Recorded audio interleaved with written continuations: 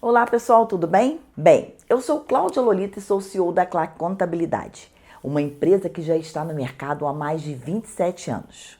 Bom, gente, hoje eu trouxe um conteúdo que muitas pessoas têm dúvida na nossa empresa, de contabilidade, e eu consigo ver essas dúvidas na própria internet. Hoje eu vou te explicar como funciona a distribuição de lucros em uma empresa. Mas antes, não se esqueça de curtir esse vídeo, de se inscrever no nosso canal e ativar as notificações. Vamos multiplicar esse conteúdo para ajudar mais empresários brasileiros. Eu e você juntos nessa meta, ok? Conto com você.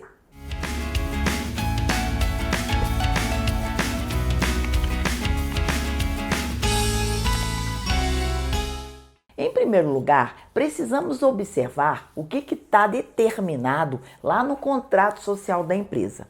Todo empreendedor, ao iniciar seu negócio, tem o objetivo de que este prospere e traga bons lucros. Entretanto, é possível que surjam dúvidas sobre a distribuição desses lucros. Afinal, é um processo que deve ser feito com toda a atenção, cuidado e eficiência. Todos os sócios desejam receber a sua parte relacionada ao lucro da empresa, não concordam? Afinal, essa é uma boa recompensa, todo o esforço e dedicação que empenharam para o negócio prosperar e para compensar a conquista de correr riscos como empreendedor, não é mesmo?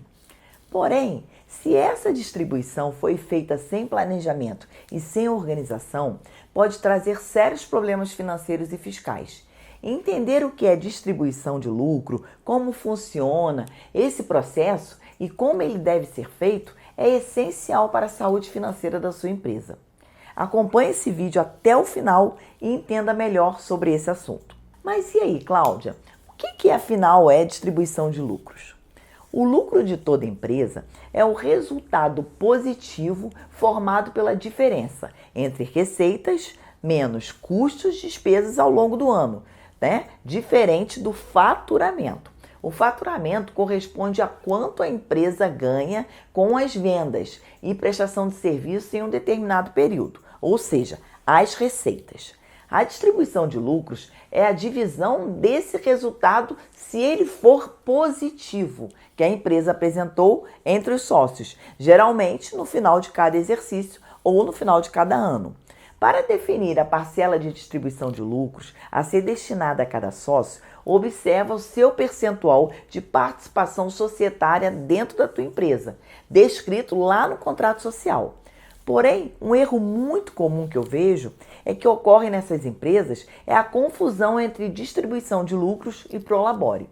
Outro ponto de alteração diz respeito à divisão desses lucros. Essa sempre tem que respeitar a participação de cada pessoa envolvida no negócio, de cada sócio, Eu tenho outros vídeos no canal que eu te explico lá o que exatamente é prolabore. Confere no nosso canal que tem vídeos sobre prolabore explicando o que é e fique por dentro e entenda melhor esse assunto, ok? Mas afinal, o que diz a lei sobre divisão de lucros? Segundo a lei das sociedades anônimas, a empresa precisa destinar 25% dos lucros obtidos para a divisão entre sócios e investidores. No caso das sociedades limitadas, o percentual a ser pago é baseado na cota de participação conforme o Código Civil Brasileiro. No entanto, há também casos em que sócios e investidores podem prever, desde que registrados no contrato social, que não haverá distribuição de lucros.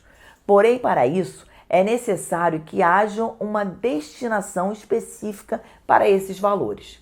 Há também casos em que se pode dividir os valores de forma desproporcional ao quadro societário. Isso quer dizer que os lucros não serão distribuídos de acordo com a cota de participação de cada um. Nós da Claque Contabilidade tomamos esse cuidado ao elaborar o contrato social para definir direitinho esse assunto com os sócios e para inserir cláusulas que respeitem a vontade desses sócios. Mas para isso acontecer, é preciso que esse contrato esteja registrado na junta comercial onde a empresa está localizada. Agora, vamos falar da distribuição de lucros versus prolabore. Esse é um detalhe muito importante que precisa ser levado em consideração, gente. Sabe por quê? Porque na hora de remunerar os sócios da empresa, isso vai fazer a diferença. A distribuição de lucros é feita com base na lucratividade da empresa em um determinado período. Quem recebe são as pessoas sócias que trabalham e quem investiu na abertura ou expansão do empreendimento, independente de trabalhar ou não na empresa. Vale ressaltar, gente, que a distribuição de lucros ela é feita somente quando a empresa tem lucros. Já o Prolabore deve ser como o salário do sócio administrador. Nesse caso, o pagamento ocorre mediante prestação de serviços e deve ser pago independentemente da empresa ter ou não ter lucros. Outra importante diferença entre essas duas formas de remuneração é que eu estou falando de Prolabore e distribuição de lucros, né? E essa distribuição de lucros, ela não incide impostos, ou seja, não são cobrados imposto de renda de pessoa física e nem contribuição previdenciária, o famoso INSS. Mas e aí, Cláudia, quando é que é feita a distribuição de lucros afinal?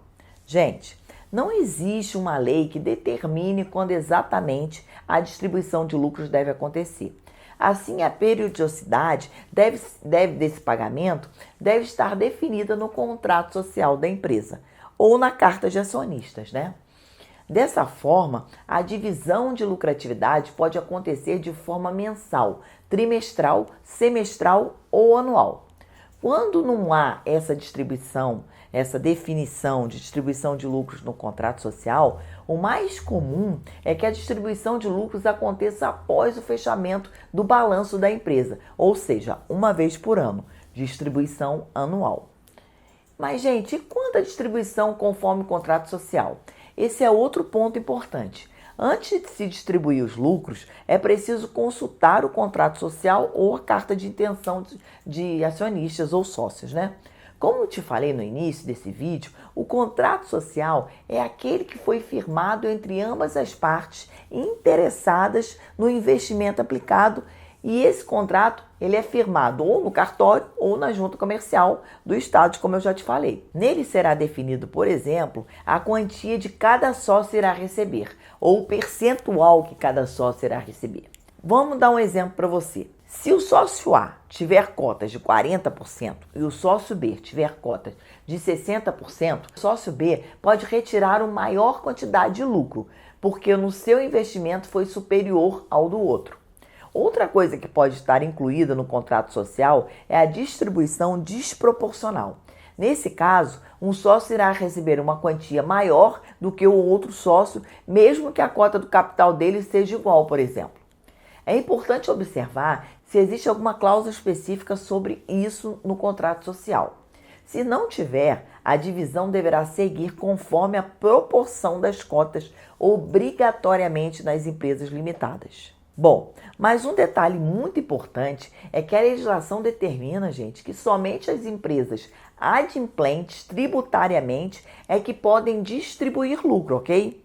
Por isso, muito cuidado com a inadimplência fiscal. Bom, gente, espero que esse assunto tenha ficado claro para você. Mas se você ainda tiver dúvida, deixa aqui embaixo a sua dúvida nos comentários. Entre em contato com a nossa equipe e agenda uma consulta. Bom, gente, hoje é isso. Até o próximo conteúdo e um grande abraço.